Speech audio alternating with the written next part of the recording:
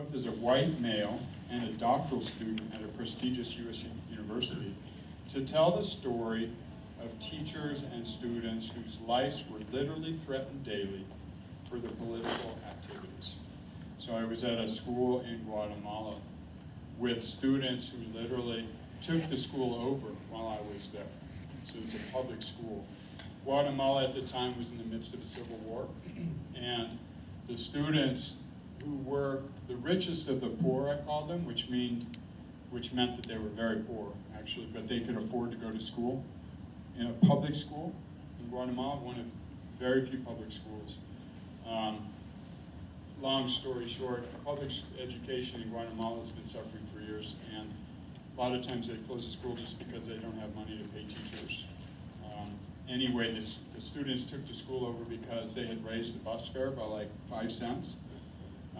And in Guatemala, that would mean excluding a lot of people being able to ride the bus. So they literally took the school over with masks and in a nonviolent manner. However, the police came in and did raids, and this was an ongoing thing that went on all the time in Guatemala. There was a student, I remember now, his name was Abner, and his name was painted all over the walls all over the city because he'd been murdered by the police. This type of thing was commonplace in Guatemala at the time.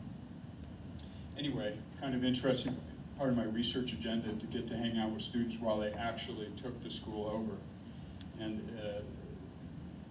anyway, I could go on and on about that. Whereas I am multiply defined, I also recognize that having white skin in the richest country in the world has granted me innumerable privileges and access to countless opportunities. To be clear, whiteness affords benefits to whites, even those who actively resist it as a social construction designed for the benefit of white people.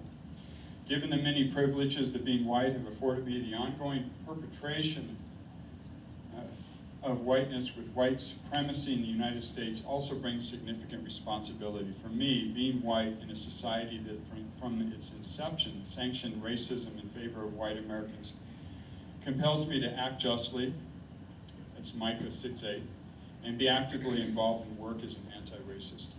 This is both a critical realization and a biblical mandate for me.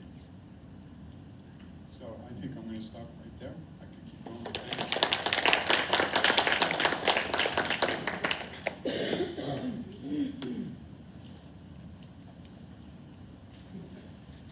So what we'd like you to do is just take about 5 minutes, introduce yourself if you haven't already done so to the folks at your table, and kind of talk for a few minutes about what you've heard and what questions kind of come up in terms of what brought you here this evening. All right, so we'll take about 5 or 7 minutes to do that right now.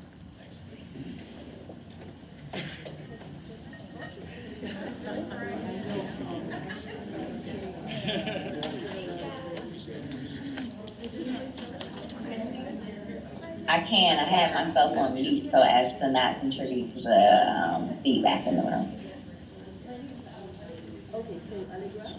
So I wonder, are you going to facilitate, like,